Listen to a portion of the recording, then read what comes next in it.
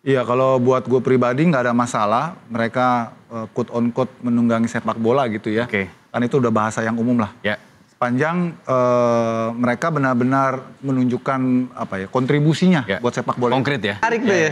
Ada yang menunggangi sepak bola justru gagal ya. Iya, banyak tuh kayaknya. Banyak itu tuh. Yang di DKI kan Banyak yang berhasil tapi tidak sedikit juga yang gagal ya. Betul. Mungkin yang itu terjadi pada Persib karena mereka kalau diakumulasi banyak pelanggaran-pelanggaran sehingga akhirnya jadi double-double dendanya. Dan ini tentu juga supporter terutama yang harus juga melihat ini.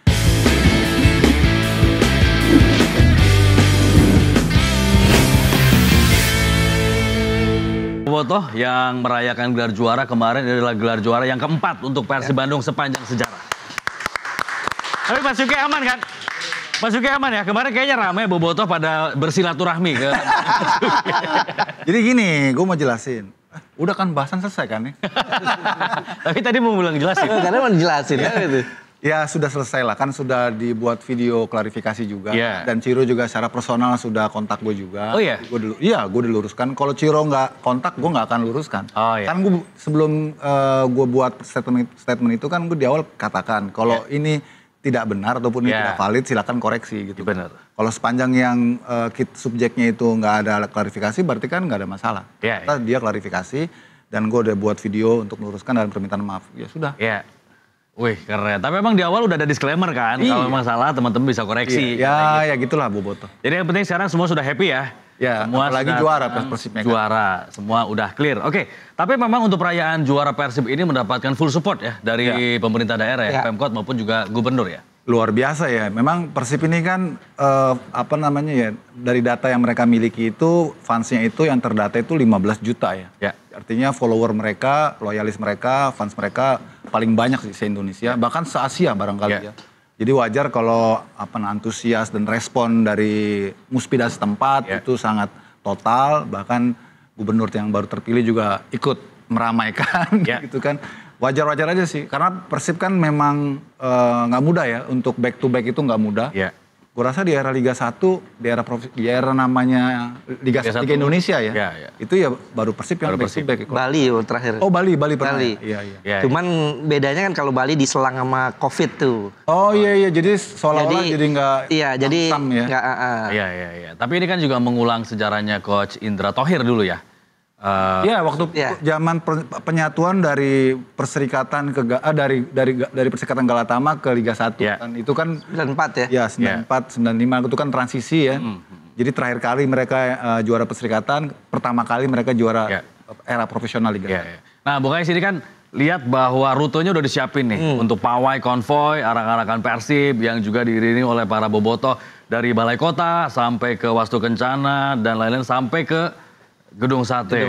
Artinya memang penting ya pemerintah kota memfasilitasi seperti ini. Iya penting ya, ini justru kesempatan buat pemerintah kota untuk mendekatkan diri mereka kepada masyarakatnya. Ini kesempatan dan itu yang memang dimaksimalkan betul oleh pemerintah kota, bahkan bukan pemerintah kota aja, Pemprov juga ambil alih asas manfaat. Betul. Artinya, jadi ajang juga ya. Betul, ini kan panggung. Sekalian. Iya, ini sekaligus jadi panggung dan memang itu karena momen ini kan susah ya, jarang-jarang untuk bisa diulangi lagi. Belum tentu setahun sekali loh. Oke, ini menarik nih. Kalau sepak bola udah jadi panggung bagi tokoh-tokoh tertentu. Banyak kepentingan lah ya. Apakah ini justru hanya menguntungkan si tokoh tersebut atau ini bisa aja saling menguntungkan selama sama-sama memberikan benefit? Iya, kalau buat gue pribadi nggak ada masalah. Mereka quote on quote menunggangi sepak bola gitu ya. Kan itu udah bahasa yang umum lah. Sepanjang mereka benar-benar menunjukkan kontribusinya buat sepak bola. Konkret ya? Konkret gitu ya. Kayak kemarin misalnya ini contoh kecil.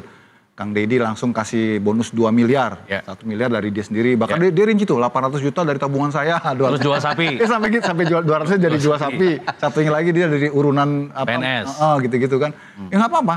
Pokoknya sepanjang itu mereka memberikan kontribusi nyata, memberikan support dan fasilitas yang memang konkret gitu ya, bagus aja nggak masalah. Tapi kalau menjelang kampanye jangan. Biasanya kan gitu. Ini kan setelah kampanye. Oh setelah kampanye. Itu yang menarik tuh ya. ada yang menunggangi sepak bola justru gagal ya. Iya, banyak tuh kayaknya. Banyak itu tuh. Yang di DKI kan banyak yang berhasil tapi tidak sedikit juga yang gagal ya. Betul. Imbang-imbang lah. Gelagatnya sih kayaknya udah pada siap-siap nih mau pada nyalon ya. Kita tunggu aja nanti di pemilu tahun 2029 ya. Nah, layaknya tim-tim juara di Eropa itu kan biasanya juga keliling, dikawal atau diarak ya, konvoy pakai bis masing-masing yang atapnya terbuka, semua pemain di situ pegang piala segala macam. Persib juga punya, ada bandros, dan kalau kita lihat Persib juga merupakan salah satu kota destinasi wisata di Indonesia. Alamnya bagus, banyak kuliner dan pengelolaan Persib sendiri, kedekatan antara manajemen dengan fans juga ini cukup baik. Ini udah bisa mengarah belum Mas Said dan juga Mas Cuke menuju ke olahraga pariwisata? Iya, kalau ke pariwisata mungkin di momen itu bisa ya. Tapi untuk dijadikan ini reguler agak susah. Karena kita tahu ini kan momen yang tidak setiap hari ya? Tidak setiap hari, bahkan setiap tahun aja belum tentu ya. Sehingga untuk dijadikan ini sebagai wisata olahraga agak-agak sulit sih. Iya, kalau gua tambahin memang nggak mudah ya dengan kultur sepak bola kita sekarang, di mana tim-tim itu masih nomaden, artinya nggak punya stadion sendiri, nggak punya stadion yang tetap gitu kan. Jadi berbeda kalau dengan katakan di Eropa ya, mereka punya stadion yang benar-benar dikelola secara mandiri ya oleh masing-masing klub, sehingga itu bisa dijadiin spot wisata, spot bisnis juga ya, sektor bisnis lainnya lah buat klub-klub pemasukan tambahan lain, karena dari situ mereka bisa make up tuh semua stadion katakan sebagai museum ya. Jadi kemarin gue sempat ke Turki juga tahun lalu, ikut salah satu akademi untuk kayak di sana tuh kayak pertandingan persahabatan lah. Nah, ketika ke sana kita ada sesi untuk datang ke Galatasaray, ke klub Galatasaray, ke stadionnya yang sangat megah luar biasa. Nah, mereka itu benar-benar make up seluruh kompleks stadion itu menjadi tempat wisata ya. Jadi ada urutan-urutan. Dan identitas dari Galatasaray itu terasa banget. Terasa. Ya. Jadi ada ruang ganti kita bisa datangi, lapangan kita bisa datangi, terus ada tour guide-nya juga. Ini tempat pemain-pemain bintang mereka berkumpul dan seterusnya. Terus juga ada store-nya di situ gitu ya.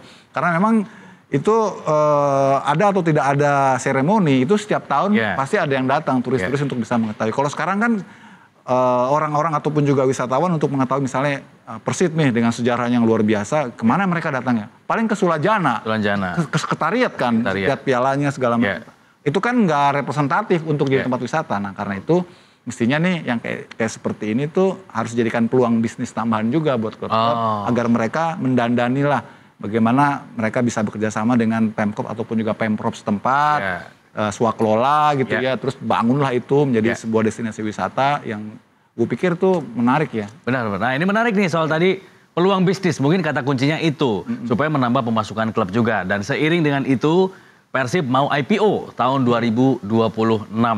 Artinya ini menjadi klub kedua ya setelah Bali United. Nah ini bisa dibilang sebagai satu momentum yang menandai majunya sepak bola Indonesia ke arah industri yang benar-benar total industri. Iya, tapi tantangannya kan ini apakah investor mau berinvestasi di sepak bola. Karena kita tahu sepak bola kita ini abu-abu wilayahnya. Penuh ketidakpastian. Walaupun sekarang lebih better ya. 2 tahun terakhir ini better lah, lebih baik. Tapi tetap penuh ketidakpastian, bagaimana supporternya. Sekarangnya dalam 2 tahun ini masih ada kerusuhan, masih ada masalah-masalah yang membuat investor agak mikir 2 kali untuk bisa berinvestasi di sepak bola. Gue merefer dari apa yang pekan lalu kita podcast di sini sama Pardede ya. Arpa ya. Dia kan juga ikut cipin di bursa saham untuk Bali United. Dia bilang boncos bos. Jadi ya gini. Memang kalau untuk sebuah ide gitu bagus ya. Bagaimana kedepannya industri sepak bola ini benar-benar bisa menarik investor ya untuk ikut chip in gitu ya. Supaya keuangan klub lebih sehat gitu ya. Industrinya lebih maju. Bali sudah memulainya itu, walaupun memang kelihatannya belum smooth ya. Itu bisa dipahami karena memang Bali ini basisnya kan bukan dari perserikatan ya. Tim-tim yang kuat secara loyalis itu kan tim-tim perserikatan. Tradisional. Yang punya basic supporter yang loyal gitu, itu kan perserikatan. Bali kan bukan. Jadi mungkin itu salah satu kendala yang membuat kelihatannya agak sulit ya untuk dapat big investor gitu ya. Kecuali mungkin perusahaan-perusahaan yang terkait dengan bisnisnya Bali United. Tapi kalau Persib ini menarik ya, kita akan lihat ya. Persib ini kan masa pendukungnya ataupun juga jumlah supporternya itu disebut-sebut sampai 15 juta. Iya. Itu se-Jawa Barat tuh ya. Se-Asia itu paling tinggi, paling besar. Mungkin termasuk Big Ten atau Big 12 dari dunia barangkali karena nggak banyak. Itu mungkin juga sejurus dengan jumlah populasi kita juga ya. Nah itu barangkali bisa menjadi test case nih. Kalau Persib turun ke lantai bursa dengan background aset yang mereka miliki, aset supporter yang mereka miliki, siapa tahu bisa berubah, bisa lebih baik, bisa lebih positif.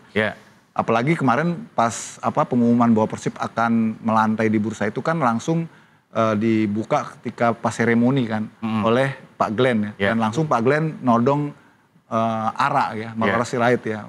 Mau chipin berapa? 100 miliar gitu ya. Itu gue kira itu hal yang bagus ya, show off tapi seperti memancing gitu loh, memancing interest dari kelompok pengusaha lain untuk ikut ya. Jadi kita akan lihat, semoga saja sukses dan seiring dengan jumlah loyalis yang mereka klaim itu kan, supaya klub-klub lain juga mulai bisa meniru dan mengikuti metode itu. Karena pada ujungnya sepak bola kita itu sehat kalau mereka datangnya uangnya itu dari industrinya mereka, bukan dari chipin pemiliknya ataupun ownernya.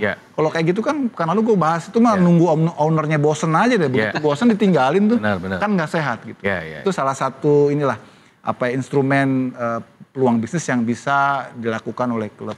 Karena sebenarnya Persib sendiri basicnya udah ada ya, pengelolaan mereka udah bagus, kemudian juga mereka punya basis supporter yang kuat, loyal, dan juga selama ini penjualan merchandise juga oke ya. Nah itu dia yang menurut gue selain IPO ya, seharusnya ini yang belum betul-betul terjamah ya oleh klub-klub di Indonesia gitu, bahwa merchandise ini masih agak sulit untuk bisa mengatrol ekonomi klub.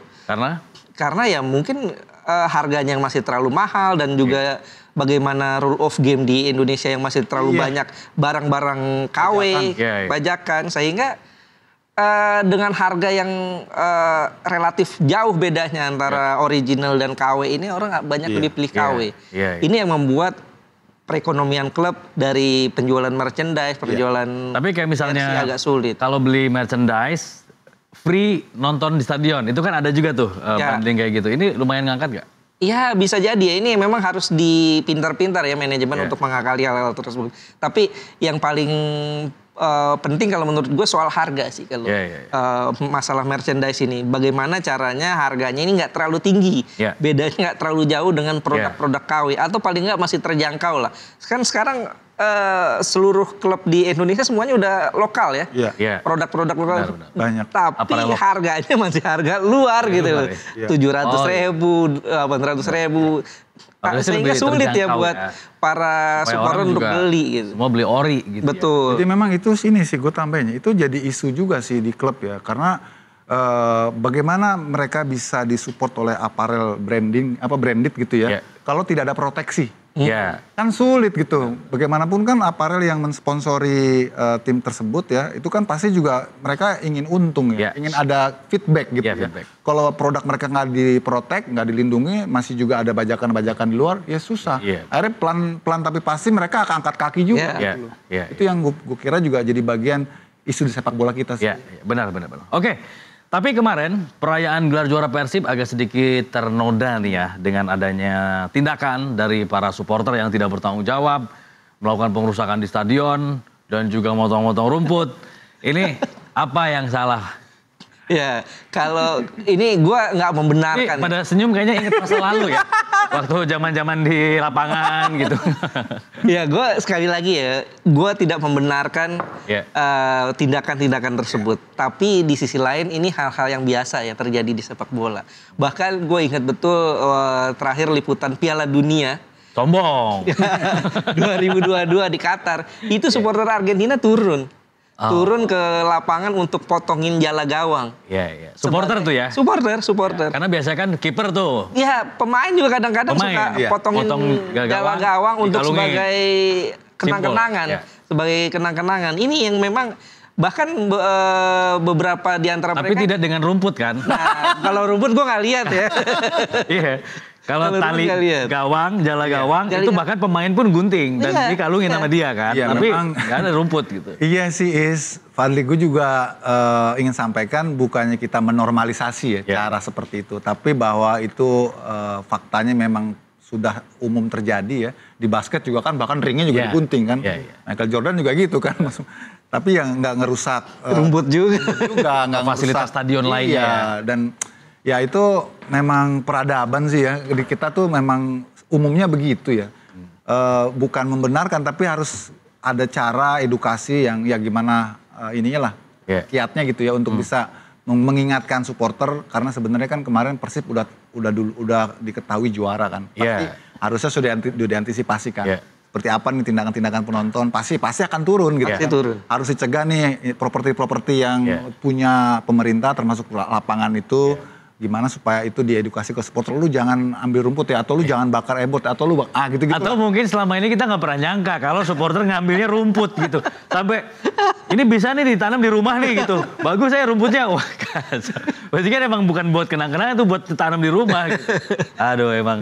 Dan yang lucunya kan ini kan Stadion GBLA kan bisa kapan aja didatengin gitu ya. Bisa kapan aja lu ambil rumputnya gitu. Kalau kita merefer dari pengalaman dulu, ingat gak waktu pas David Beckham ketika pra-Piala Dunia Inggris lawan Turki yang dia gagal tendangan penalti, itu rumputnya itu dijual di eBay loh. Rumput yang di-slip itu. Itu kan ya bukti bahwa sebenarnya buat supporter mungkin itu berharga sekali ya. Sesuatu ya. Tapi itu memang momentumnya beda gitu. Dia nggak bisa tiap tahun datang ke situ, nggak bisa tiap saat mendapat momen itu kan. Kalau rumput GBLA ini kan setiap waktu bisa datang ke situ, setiap kesempatan lu bisa potong itu gitu.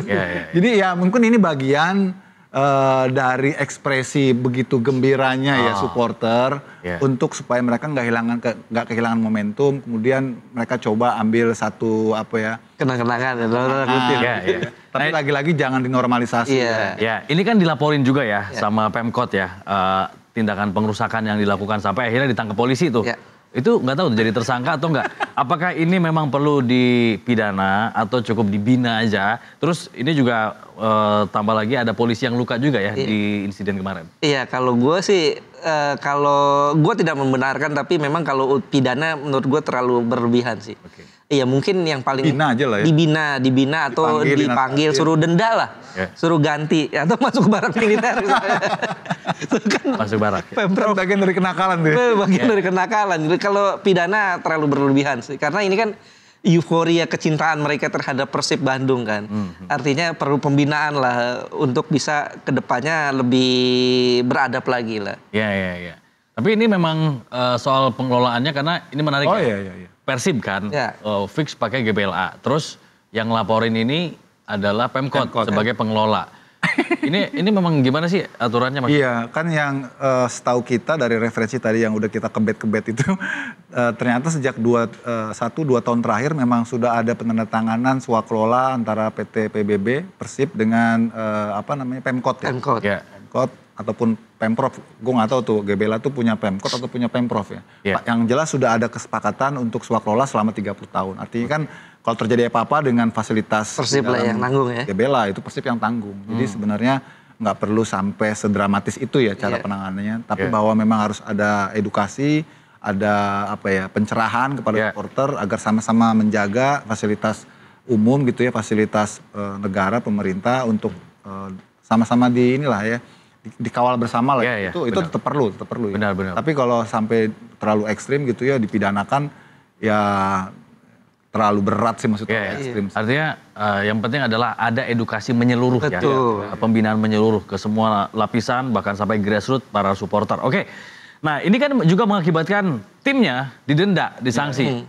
Entah itu karena pelanggaran pemainnya atau ulah supporternya. Yang lagi-lagi muaranya adalah timnya sebenarnya yang akhirnya mengalami kerugian karena harus didenda. Termasuk Persib itu hampir 1 miliar ya untuk Persib tuh karena ada macam-macam untuk pelemparan botol.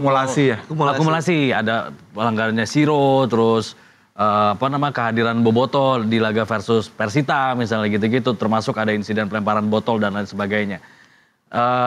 Ini terlalu ngaruh nggak sih untuk sedikit menodai ya gelar juara yang diraih dengan adanya denda yang termasuk salah satu yang terbesar ya hampir 1 miliar. Iya, kalau menurut gue sih ya nggak terlalu lah.